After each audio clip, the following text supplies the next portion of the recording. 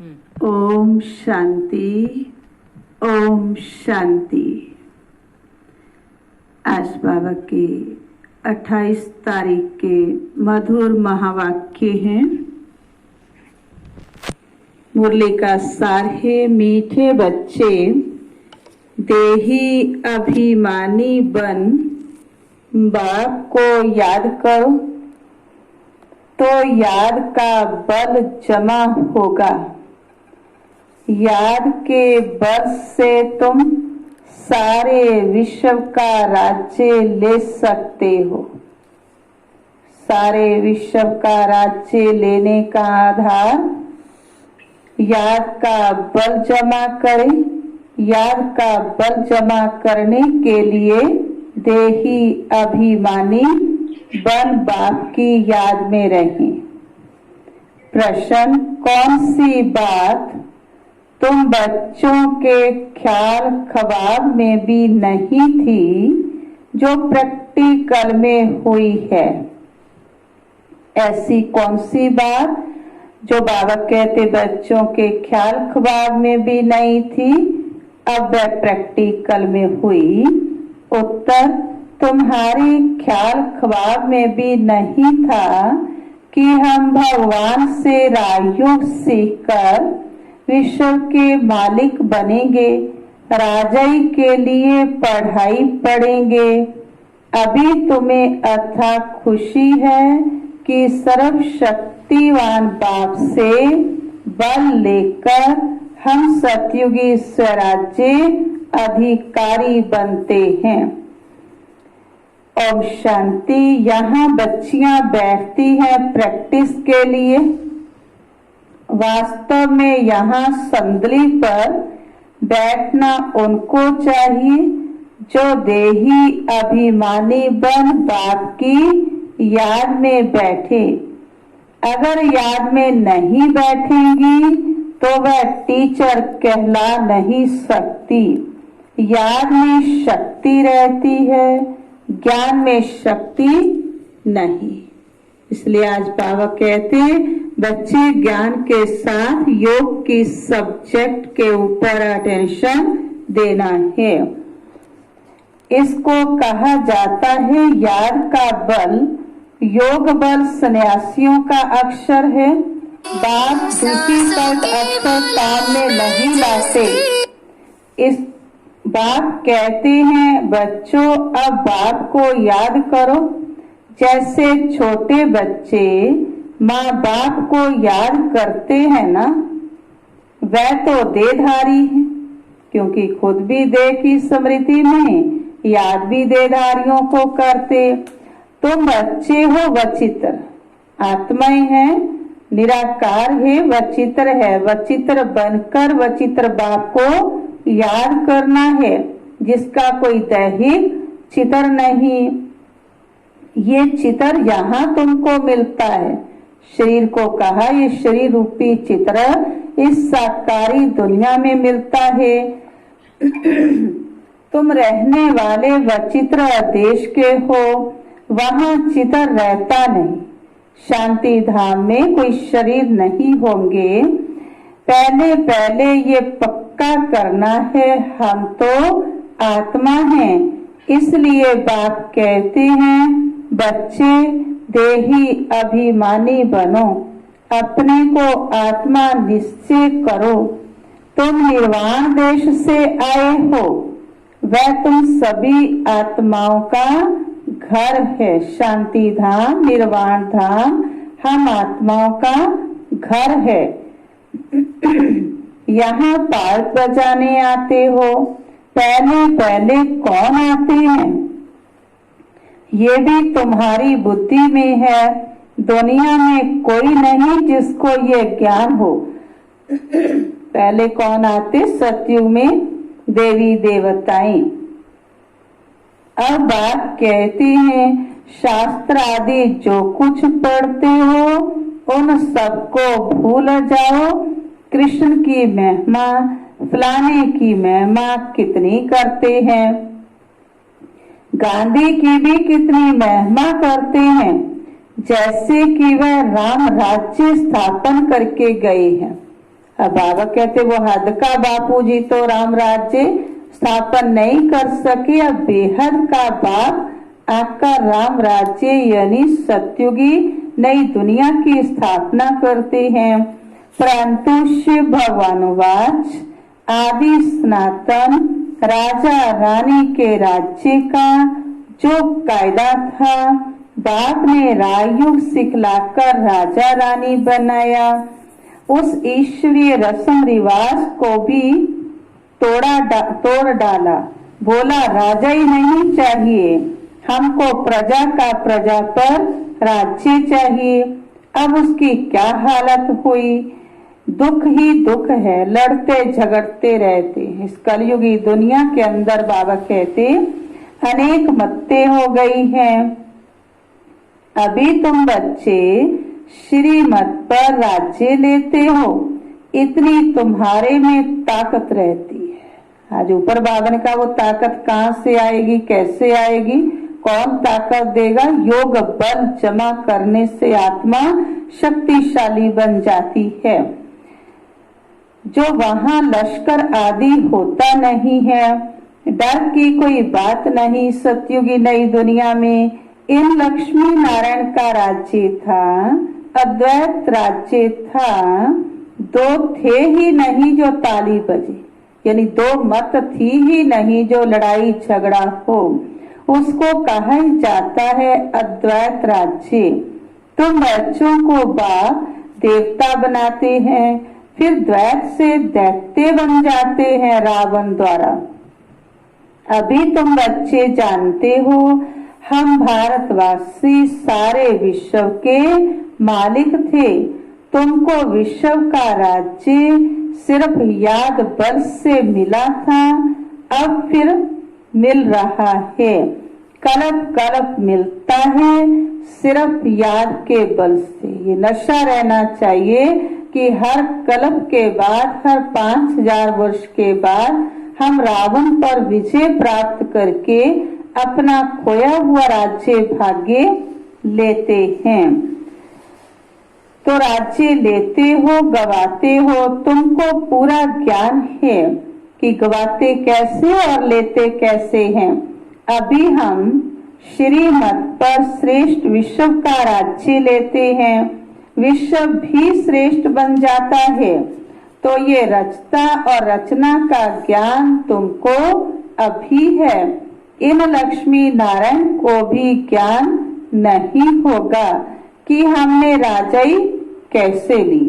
अगर ये पता हो राजाई ली है, फिर तो गवाने का भी पता हो, फिर तो जो सुख है वो सुख भी नहीं भासेगा। तो इसलिए बाबा कहते उनको ये पता नहीं होगा कि राजाई हमने कैसे ली। यहाँ तुम पढ़ते हो, फिर जाकर राजाई करते हो। कोई अच्छे धनवान के घर में जन्म लेते हैं तो कहा जाता है ना, इसने आगे जन्म में अच्छा कर्म किया है, दान पुण्य किया। धन था है तो कहते, अगर शरीरक कर्म भोग आ गया, धन था है तो भी कहेंगे बहुत पाप कर्म किए हैं जो शरीरक भोगना इतनी भोगनी पड़ रही है। जैसे कर्म, जैसा कर्म ऐसा जन्म मिलता है। तो अब बाबा हमें क्या सिखलाते? कर्मों को ही श्रेष्ठ बनाने की विधि सिखलाते हैं। श्रेष्ठ कर्म होंगे ही आत्म अभिमानी बनने से। अभी तो ये है ही रावण राज्य। यहाँ जो भी कर्म करते हैं वे विकर्म होता है। सीढ़ी उतरनी ही है। सबसे बड़े ऊंचते ऊंच देवी देवता धर्म वालों को भी सीढ़ी नीचे उतरनी है। सतो रजो तमो में आना है। हर एक चीज नई से पुरानी, नई से फिर पुरानी होती है। तो अभी तुम बच्चों को अथाह खुशी होनी चाहिए कि हम फिर से नई दुनिया में जाने वाले हैं, सुख की दुनिया में जाने वाले हैं। तुम्हारे ख्याल ख्वाब यानी संकल्प में, स्वप्न में भी नहीं था कि हम विश्व के मालिक बन सकते हैं।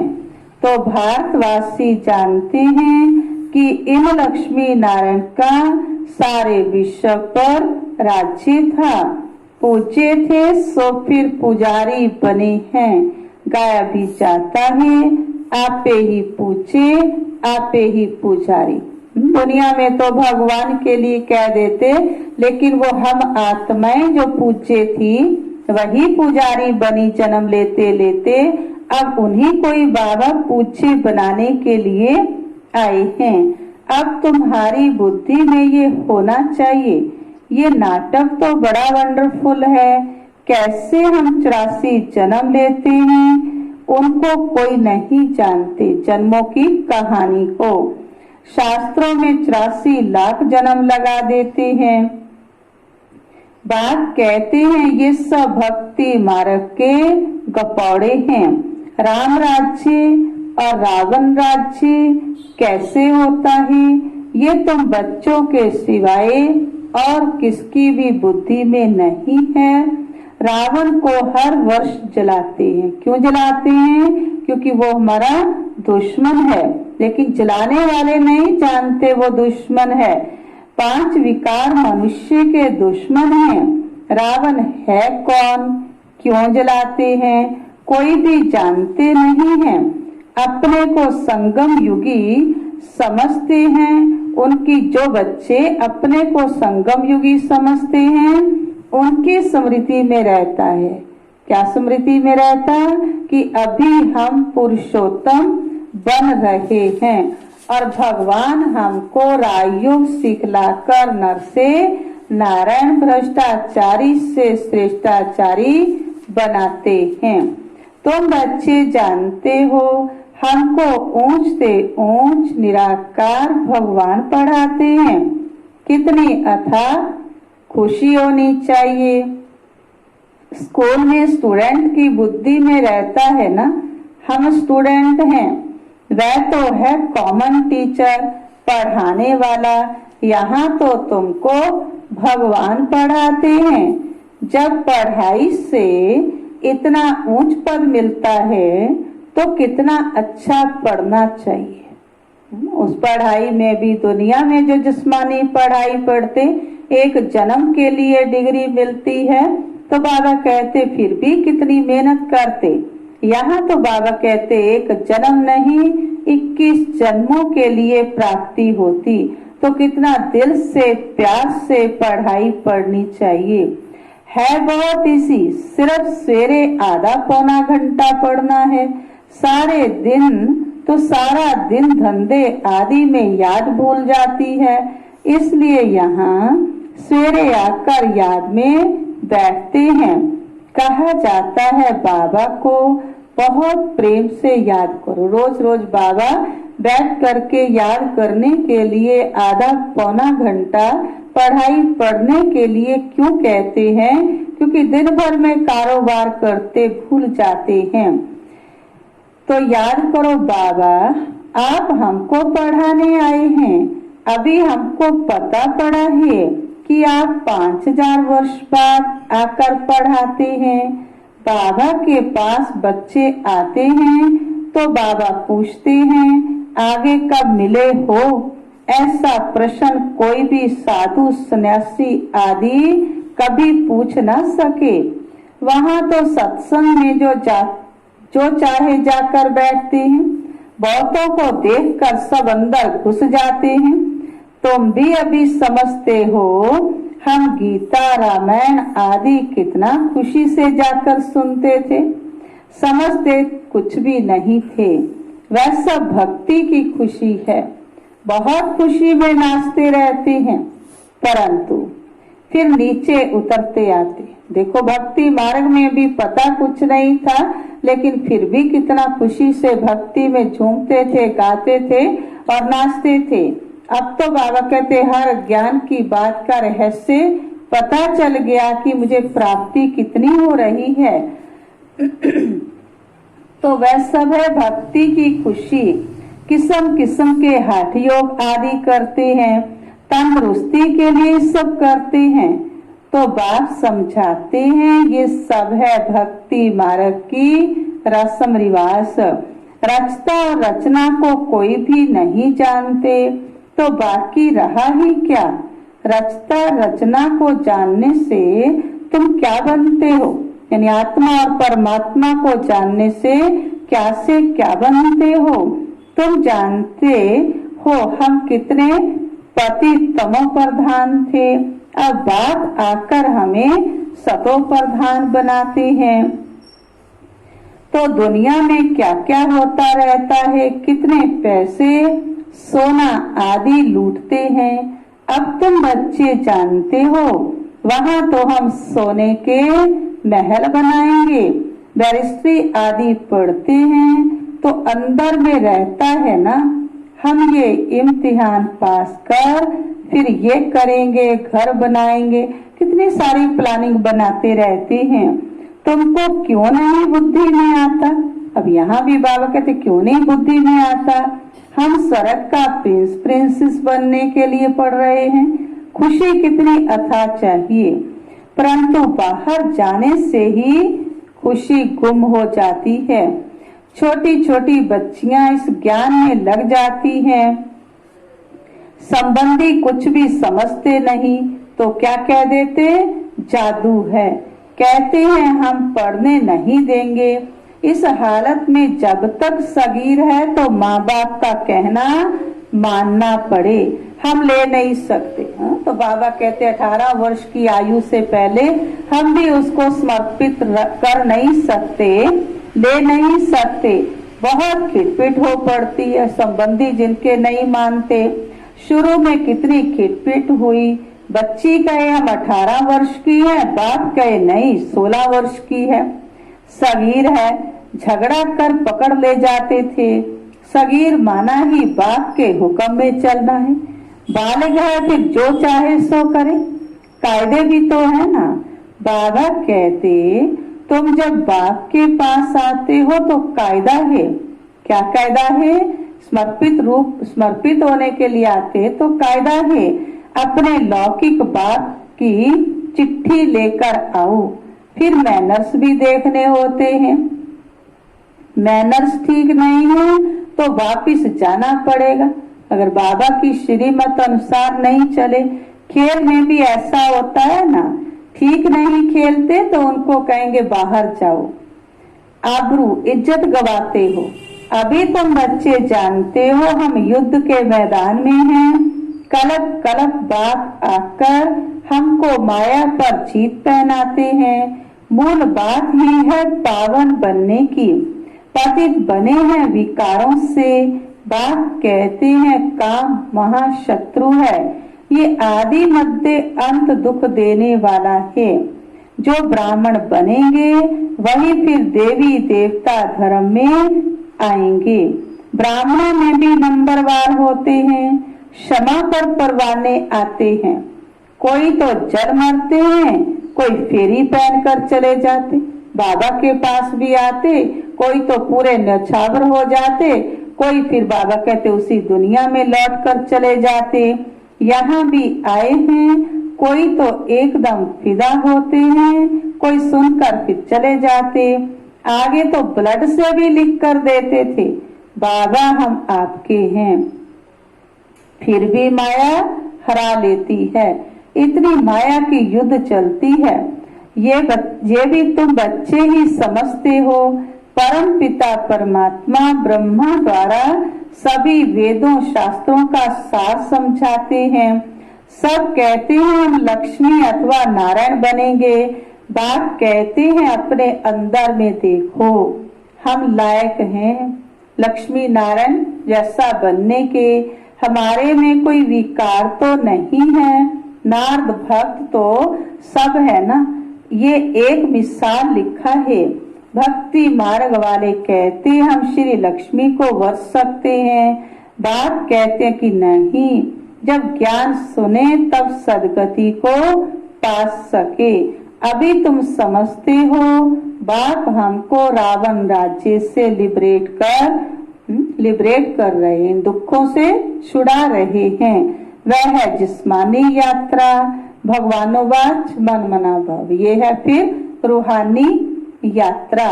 बस इसमें धक्के खाने की बात नहीं है। अभी तुम बच्चे जानते हो हम सबसे शाहूकार बनते हैं। तो कितनी खुशी होनी चाहिए।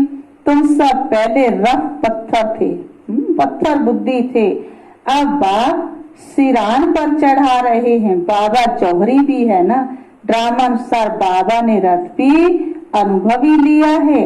गायन भी है ना, गांव का छोरा। कृष्ण गांव का छोरा कैसे हो सकता है, वह तो सतयुग में था, उनको तो झूलों में झुलाते हैं, ताज पहनाते हैं, फिर गांव का छोरा क्यों कहते। गांव के छोरे शाम ठहरे, अभी सुंदर बनने आए हो। बाप ज्ञान की सिरान पर चढ़ाते हैं। ये सत्य का संग कल्प कल्प कल्प में एक ही बार मिलता है, बाकी सब है झूठ संग। इसलिए बात कहते हैं hear no evil, see no evil, talk no evil. ऐसी बातें मत सुनो जहां हमारी और तुम्हारी ग्लानि करते रहते हैं। ऐसी बातें तुम बच्चों को नहीं सुननी है। जो कुमारियां ज्ञान में आती हैं वह तो कह सकती है ना कि हमारा बाप की प्रॉपर्टी में हिस्सा है, क्यों ना हम उनसे भारत की सेवा अर्थ सेंटर खोलूं। कन्यादान तो देना ही है, वह हिस्सा हमको दो तो हम सेंटर खोले, अनेकों का कल्याण करें, बहुतों का कल्याण होगा। ऐसी युक्ति रचनी चाहिए।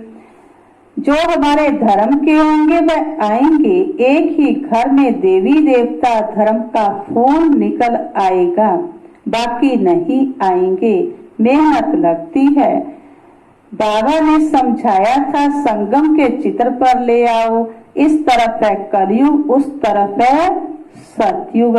सतयुग में है देवताएं, कलयुग में है असुर। तो इसको कहा जाता है पुरुषोत्तम संगम युग। तो बच्चों को सर्विस का शौक होना चाहिए।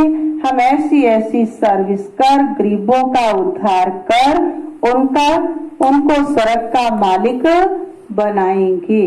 ऐसा बाबा कहते शौक होना चाहिए। पहले कहा पढ़ाई का शौक चाहिए, फिर सर्विस का शौक।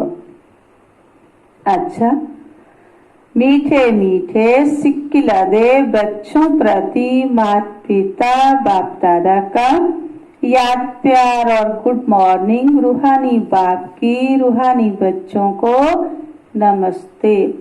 रूहानी बच्चों की रूहानी बाप दादा को याद प्यार गुड मॉर्निंग और नमस्ते जी। तो आज बाबा ने शिक्षा दी, अपने आप को देखना ही हम श्री लक्ष्मी श्री नारायण समान बन सकते हैं। मनवन जैसे देवता गुण हमारे अंदर आए हैं, हमारे में कोई विकार तो नहीं है। फेरी लगाने वाले परवाने हैं या फिदा होने वाले? क्या बनना है? फिदा होने वाले बनना है, फेरी पहनने वाले नहीं, फेरी लगाने वाले नहीं। ऐसे मैनर्स तो नहीं हैं जो बाप की इज्जत जाए। दूसरी शिक्षा, अथाह खुशी में रहने के लिए सवेरे सवेरे प्रेम से बाप को याद करना ही और पढ़ाई पढ़नी है। भगवान हमें पढ़ाकर पुरुषोत्तम बना रहे हैं। हम संगम युगी हैं, इस नशे में रहना है। नशा रहेगा तब तो पढ़ाई पढ़ सकते, तब योग बल जमा कर सकते।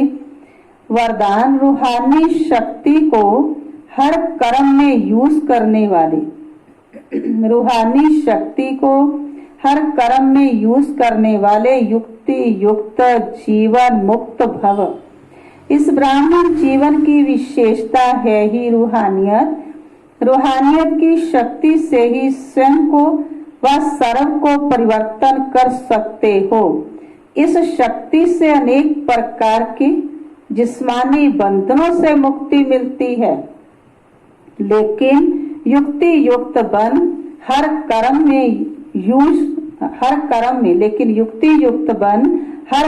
में लूज होने के बजाय रूहानी शक्ति को यूज करो। मनसा वाचा और कर्मणा तीनों में साथ साथ रूहानियत की शक्ति का अनुभव हो। तीनों मनसा वाचा कर्मणा, जो तीनों में युक्ति युक्त हैं वही जीवन मुक्त हैं। स्लोगन सत्यता की विशेषता द्वारा खुशी और शक्ति की अनुभूति करते चलो। सत्यता की विशेषता द्वारा खुशी और शक्ति की अनुभूति करते चलो। अच्छा, ओम शांति।